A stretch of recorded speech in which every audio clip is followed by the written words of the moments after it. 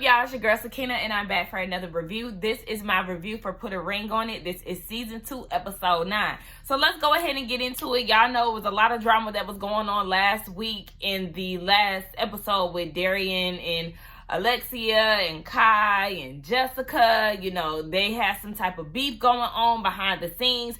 Jessica made a comment about people asking her why they haven't seen her kids on the show.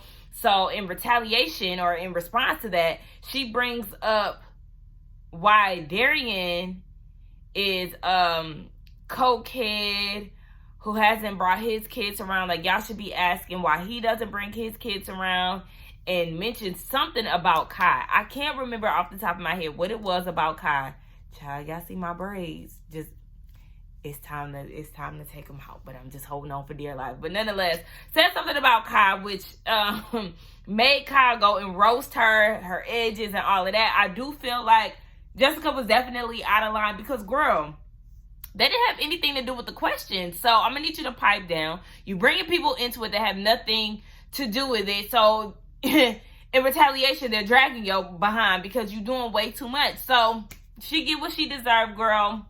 Know how to stay in your lane, Miss Ma'am. Anyway, the episode picks up where it left off last week with the dates and the conversations that were had. So Jessica and Eric were talking about him not getting her anything for Mother's Day or showing her any type of appreciation. So Jessica went out to dinner for herself to show herself some type of, make herself feel good. So Eric the next day was apologetic. He just basically didn't feel heard, and he wanted some type of acknowledgement. That's what it was. And Dr. Nicole is saying, see how y'all are saying the same things. Y'all literally say and want the same things all the time. Y'all need to listen to each other so y'all can go ahead and have a better understanding. Like, I don't know. They just keep doing this same thing. Like, they literally do the same things to each other. Can y'all just listen and hear each other out? And y'all might be good. But anyway, moving on to Sean and Laronda. They have been pretty good with the whole date situation. Sean said that he learned how to control the situation, and it doesn't have to be so intense the way that he makes it seem, because y'all know he's scared to go on dates because he feel like he might cheat and all it is. So, he was a little more comfortable on this second date, and Laronda is looking at it as growth. Speaking of her and her date, they talk about how her and Derek had a good conversation, a good connection for this second date, and she could really see something between them. Sean is salty about it in his confessional because he's like, okay, well, Dr. Nicole noticed that she was stuttering over her words. I said, look at her stirring the pot. And she was like, yeah, I see how you trying to get your words out. You feeling some type of way about this dude. And Laronda is saying that the connection and the similarities that they have is definitely refreshing to have those conversations with him. So, of course, Sean is in his feelings, but he's just going to have to build a bridge and get over it. Now, this week, they have the choice of figuring out whether they want to continue on the date with the person that they had last. Or did we talk about... No. I'm skipping it. They talked about Jessica and Eric's dates. Eric, his date with the Panamanian princess was pretty good, but he was saying she was very flirtatious and touchy-feely. We know how she was real touchy, child. She was ready to jump his bones last episode when she got a little wine in her system. And Jessica was saying she didn't like that because their first date, apparently she was touchy-feely then, so she kind of set some boundaries for that. And I guess the Panamanian princess was crossing the line. So Eric was saying, he was basically trying to downplay the situation, and Dr. Nicole was like, how would you feel if she tried to downplay how you felt about something? Would you want her to take accountability? And he said, yeah. So, okay, respect how she feel about it. Jessica, girl, I'm going to need you to stop playing in our faces. Now she want to go on a 4th date with Sean because it's good to be with somebody who acknowledges her, and it feels good to be seen and heard. And if Eric is feeling some type of way about it, then, basically he needs to be worried. Girl, Sean is not taking you away from Eric. Let's be totally honest about the whole situation. Eric then decides to go on another date with Leilani, and he's saying that it feels so good. Why should he be getting married to Jessica if somebody else is making him feel this way? Tit for tat. That's all that is. Yeah, he has more of a natural connection with Leilani, even though it's definitely giving more lust than anything. But y'all just doing too much. Like, that's why I'm saying they need to break up. If she is not really pregnant, then she needs to go ahead and move along, because y'all just continuously do this tit for tat thing, and I'm not seeing it. Out of all the couples, I do feel like they would be the ones to make it, but I don't want nobody to make it, and I literally keep saying the same things every review here lately, but I'm just not seeing it for these folks. The assignment this week is for them to discuss their family dynamics and how that can affect or shape what their marriage will look like. So, I mean, we'll see. I don't know if that necessarily means that they're just going to have a conversation about their family history and things like that, or if they're going to have their family in the episode, because I don't remember family being a part of last season, if my memory serves me correct. So, I mean, we'll see within this episode, but everybody is also going on more dates with the exception of Sean, so I'm sure we'll get to see their dates too. Jessica and Eric on their way home are talking about the Darian and Alexia situation, and this is making this is making Jessica side-eye Eric, because she's saying, like, I could not come back from that if he were to sleep with one of these girls within this process. But I'm like, I mean, that don't mean that you start side-eyeing him. I mean, I understand you just give him fair warning, like, look, you fuck up, you out of here, it's a wrap. But like, to be looking at him sideways, that's like, you know, you see those memes and stuff on social media where the girl be like, when you have a bad dream about your man and you wake up mad at him, that's what Jessica is giving. Like, girl, I mean, he ain't did nothing. So, I mean, to her knowledge. So I guess she'd kind of be like, you better not be out here fucking around, because yeah, we ain't gonna be together. So, I mean, anyway, she looking at him sideways, and he brings up the fact that she's going on a 4th date with Sean, and she was saying, yeah, she wants to go on another date because she feels like she could be Jessica herself with him, and she hasn't felt like that in a while here lately between her and Eric. So Eric is like, okay, well, do you feel like this process is getting us closer, or if there's something that we need to work on? And he was saying, well, she was saying she don't know, because they've been kind of wishy-washy. One minute they're okay, the next minute they're terrible. So she really doesn't even know, because she feels like she's been putting in all the work. I really can't even fairly attest that situation, because, is that the word? Attest? Let's see. Yes. I just feel like I can't, because I don't think that we get to really see them putting in the work. We don't get enough of the couples together.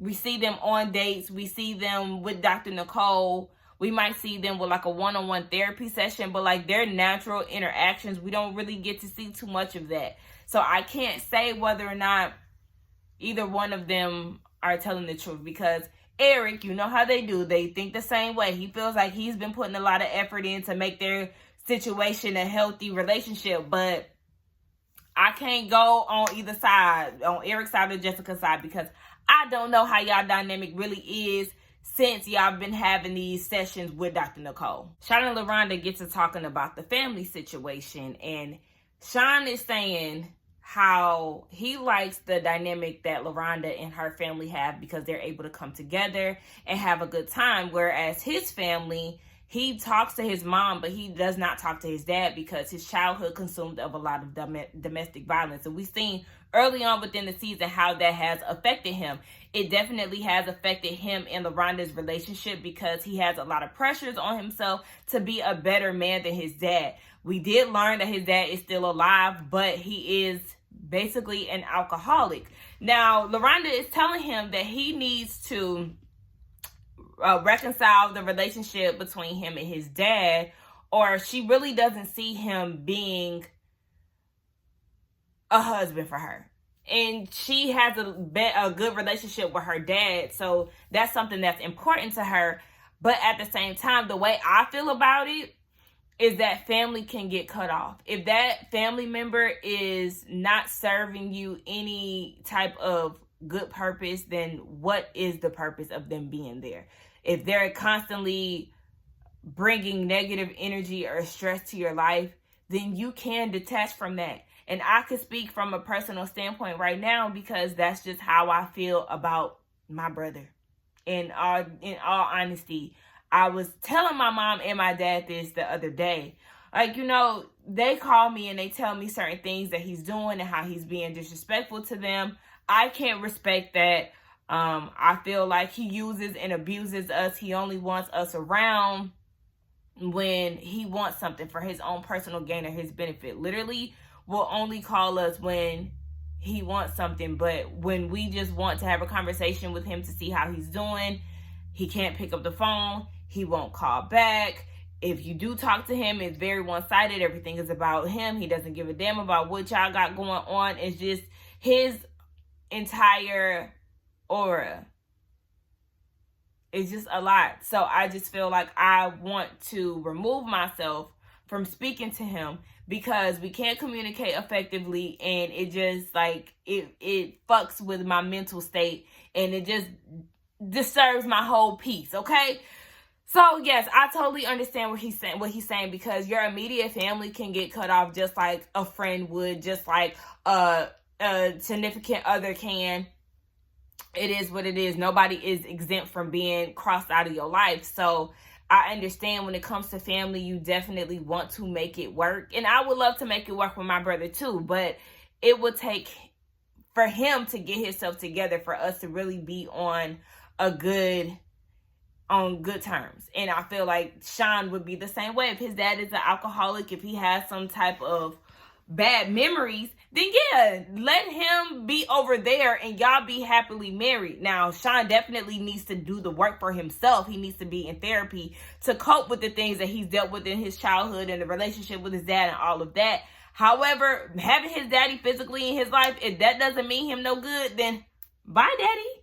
Oh, Eric about to get in trouble. The moment that Jessica finds out or even sees the fact that they've been real chummy, cuddly, very touchy-feely, she's going to have a problem with that, because they went to the salt bath.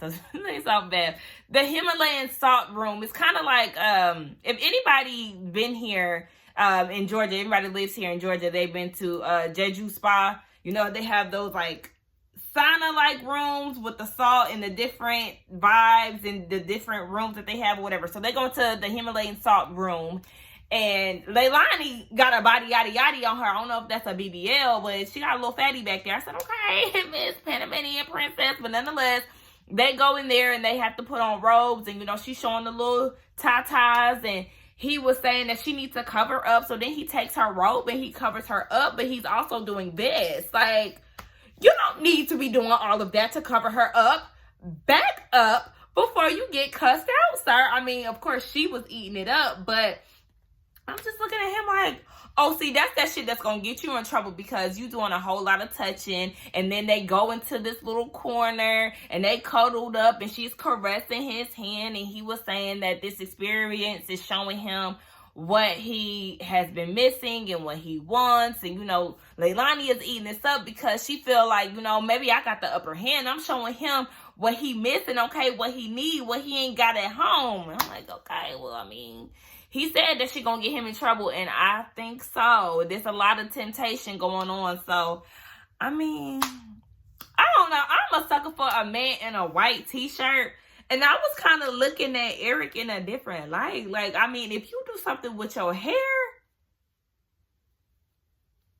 you might can call me. Now, speaking of somebody who can get my number, Laronda goes on a date with Derek. They go to the park with his boxing equipment. I was kind of looking like, this is not, no. Why y'all just couldn't go to a boxing gym? Because this right here, I mean, y'all literally in the grass and y'all pulling out boxing equipment from his bag. Y'all couldn't find nobody? Okay. Nonetheless, you know what I realized? Laronda, baby ain't got no hips. When she was walking up, I noticed it. I said, oh, baby, it's okay, girl. You're still beautiful. Nonetheless, she was saying that Derek has these nice qualities that she wished that she had in her current relationship. He's a leader. He's confident. He's goal-driven. Now, Sean exudes these things, according to her, but she said that he could be a little more confident in himself. And I'm like, does he really exude that? when you look at Sean, anybody, show of hands, anybody, when y'all see Sean, does he exude leadership? Is that the vibe that y'all are getting? Does his body language scream, I'm taking over, I'm top dog, I'm going to be the leader of the pack? The way he walk around like this, and he talks real slow and acts like he really can't get his words out, is that giving you leader tease? Is that giving you confident tease? Goal driven, I ain't gonna say all of that. I mean, he's a man of that wears many hats in the entertainment world, so I'm not gonna knock his hustle. I can't say what he's accomplished and things like that because he ain't laid out his accolades. But say exude. Way to support your man, sis, but you can take that out of there because, yeah, we not buying this whole exude thing. They talk about how they didn't expect to meet somebody that has nice qualities and somebody that they can actually vibe with within the process. Derek wants to know if he's going to get a fourth date. Laronda doesn't know. Or did he ask that, or did she say that in her confessional? Whatever. She said that she don't know because the thing is they have to figure out wedding or not, or proposal or not. So she doesn't know if he's going to get a fourth date. I think that he should. If not, hey Derek, I'm available. Erica and here I go again. Erica and Jessica. Eric and Jessica have their family conversation, and we learn about Jessica and her past a lot in this scene. So Eric and his mom are not getting along. She is basically ungrateful from what it sounds like. He pretty much shut her out, and Jessica feels like he's doing the same thing, that he does the same thing to her. But Eric said the reason why he doesn't really communicate with his mom is because he's done a lot for her. He built her a home from the ground up, and she'll make little comments like, but you ain't put no furniture in it.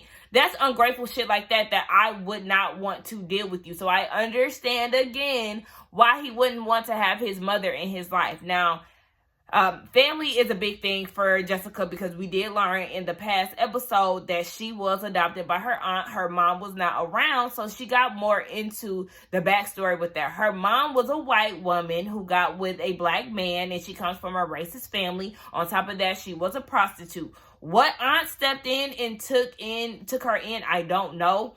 It more so gives me the feeling that it's one of her aunts on her dad's side, because she said that her mom has not come to look for her or anything like that. So I'm thinking that she has no connections to her mom's side of the family from what it sounds like. So yeah, she wants Eric to put his differences aside with his mama and make it work. It brought her to tears, and she said that his mom doesn't even like her, I guess because he's not in communication with his mom. So she's probably feeling like, that girl is in your ear, blah, blah, blah, when all along it's really him. And she wants him to have a relationship with his mama. Now, Jessica says that she was actually a stripper back in the day, and she feels like she got it honest because her mom was a prostitute. But the way that she was saying it was as if it was hereditary or something. Like, girl, just because your mom was a prostitute, it doesn't give you like a natural sense to go get on a pole at the strip club. Like, if you had to do what you had to do, then by any means, go ahead and go get on a pole, sis. But she was literally making it seem like that was in her DNA to go get on the pole. It's just like, girl, okay, I mean, I guess just finish your story, sis. So yes, she was saying that she was frowned upon because of that. And I feel like that the way that Eric is with her affects her, and it brings out the insecurity that she has from her past. Because, he constantly says that she doesn't communicate well and she really doesn't stimulate him like that. So I think that's like triggering because she already has this negative stigma on her from being a stripper from certain people. Because really being a stripper these days, it's just like, girl, we don't look at strippers in a bad light. The girl, you was the stripper, go ahead, do your thing, you ain't a stripper now, so it is what it is. But I think when he says things like that, that triggers that insecurity that she has from her past. So y'all, Eric's response, I have watched and rewound so many times to understand what the hell he was talking about. Now, in his confessional, he was saying that it was good for them to have these conversations because it brings them closer and brings the best out of each other, yada, yada, yada. Now, he says to Jessica, and I quote, well, not really quote, but I took mainly the words that he said. I'm going to ease up and manage myself to take proper steps to put everything behind me so our relationship can move forward, because that's a big part of our relationship. We have to have uncomfortable conversations. What are you talking about? What are you talking about? That does not sound like you gonna talk to your mama and squash this beef. That don't sound like I'm gonna stop talking to you crazy because I realize that this is bringing out the insecurities from your past. What? And then he says, because the big goal at the end is to put a ring on it. Jessica, I don't know if he was really digging deep in that conversation, because that right there was a whole bunch of nothing, and that right there would have pissed me off, because I would have wiped them tears and been like, nigga, what are you talking about? What? Were you even listening? Because what I'm saying is not that's not the same energy that you're giving. You're giving me very surface responses, and I'm not liking that. Like, let me find out Eric is the shallow one. Y'all let me know if y'all got anything out of what he said. We see a scene where the girls get together with Alexia down in her cabin of a house. Baby, I don't know why they have so many wood panels outside and within that house. It's very distracting. But nonetheless, Jessica and Laronda decide to go and, show some type of support. And Alexia is annoyed because she's like, okay, Darian, you said that there was no numbers exchanged. So how did she get your number? You said that there was no infidelity within the relationship, but you had sex with her, so obviously you're lying. And according to your timeline, you said that this happened after the 4th date. So that means that you had sex with her after she told you that she was catching feelings for you. Hello? Do y'all notice that there's still hella pictures of him around that house? Nonetheless, girl, yes, your man is trash. You feel free for 14 years.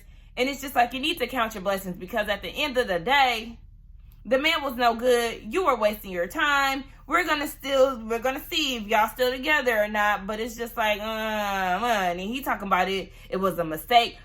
Boy, shut your bald head ass up. It was not a mistake, because you went back for seconds the second time you invited her to the condo. Let's not forget. And also, I want to insert a picture here, just to show y'all that Kai was definitely crying, like I said in my last review, when she told the producers the story of them sleeping together. It was literally quick. If you blink, you would have missed it. But these eyes was wide open, and I seen them tears, honey. The sis was definitely hurt that he hurt her feelings. But it's just like, girl, I don't know what you expected. Like, yeah, he hit it and quit it, and that was that. But did y'all see Alexia and her Lord Farquaad wig? Like, girl, that is not a good look, girl. You look like somebody great auntie. No, ma'am, it does not shape your face. And then you had a heavy bump. Like, that shit was a bump. No, ma'am. Jessica and Sean go on their date. It was what it was. He said he make time for what he wants, and she's starting to believe that because he says it all the time. He said that he's thinking about her all the time, and she said, well, how would you feel if this was the last time that you saw me? And he said that, basically, thank you for your time. He acted like he wanted to cry, but he was like, I make her happy, so I just feel like basically she need to be with him, because they've grown a strong connection over these 4 dates. And no, y'all haven't. Next.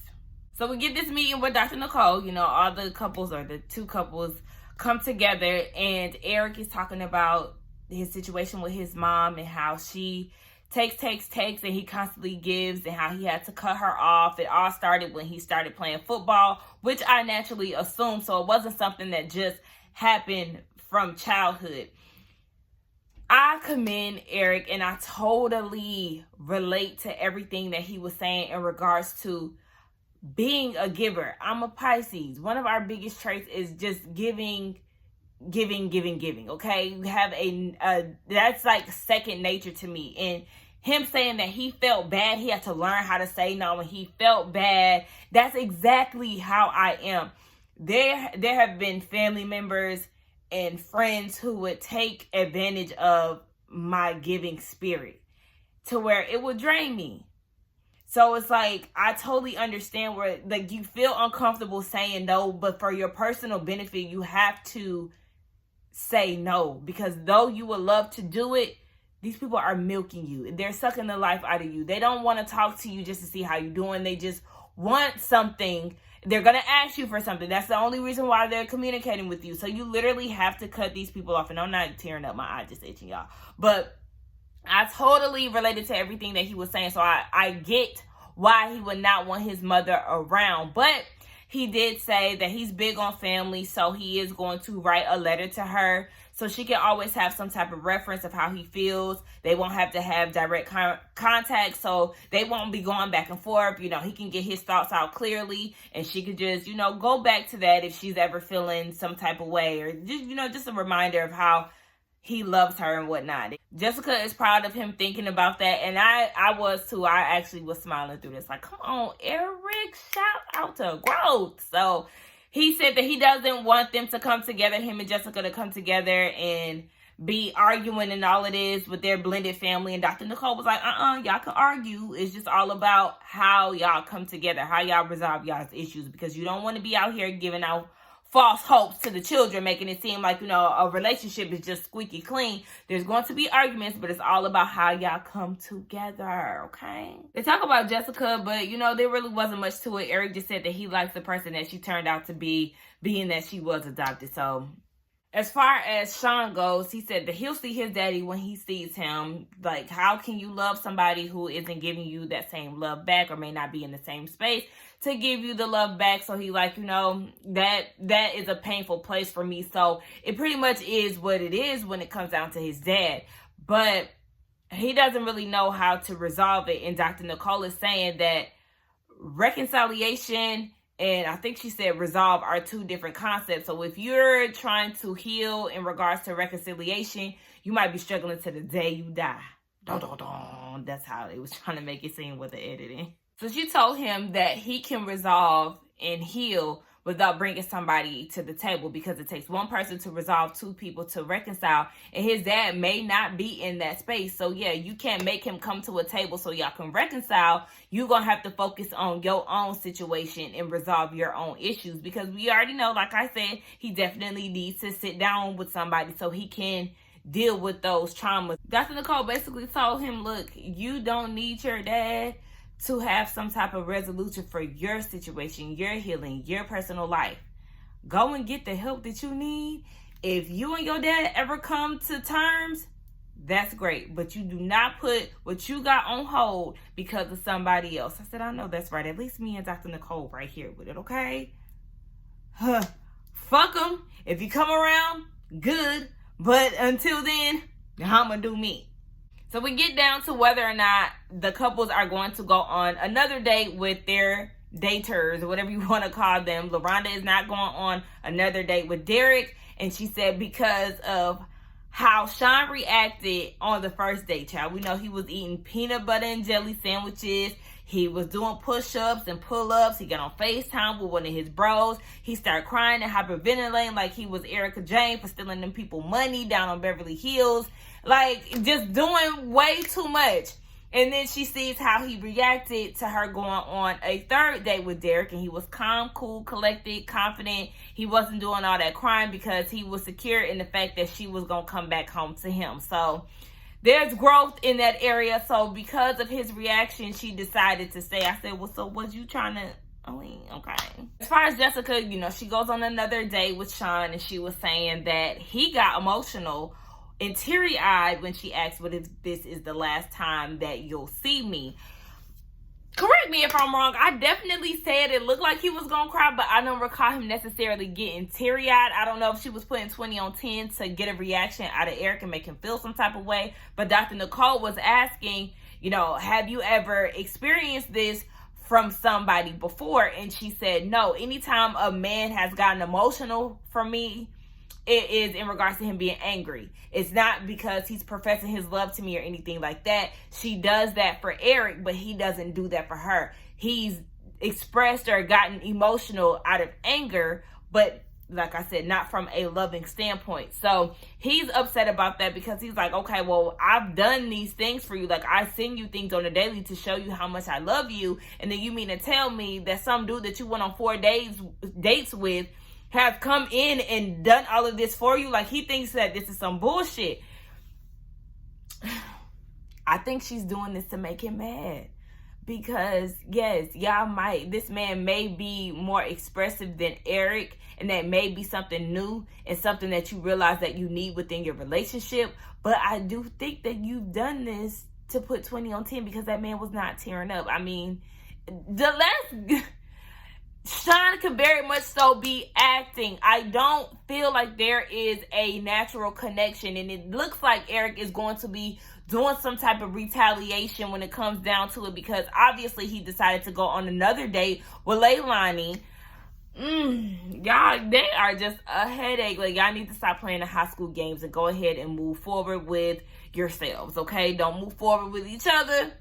Go y'all separate ways because y'all playing high school games down to the season finale, and ain't nobody got time for all of that. Y'all let me know what y'all thought about that situation. I just feel like they just doing this whole tit for tat thing as they usually do. But let's get down in the comments. The season finale is next week. Who is going to be getting proposed to? I like to think that Eric and Jessica are not going to walk down the aisle. I feel like if they do, it's because Eric wants to show her that he is that romantic man that she needs, and yada yada yada. Laronda and Sean, they gon' propose. It is what it is. I already know it. But y'all let me know what y'all thought about the review along with the episode. Let's get down in the comments and talk. Don't forget to like, comment, and subscribe to my channel, and I will see y'all in the next one. Bye.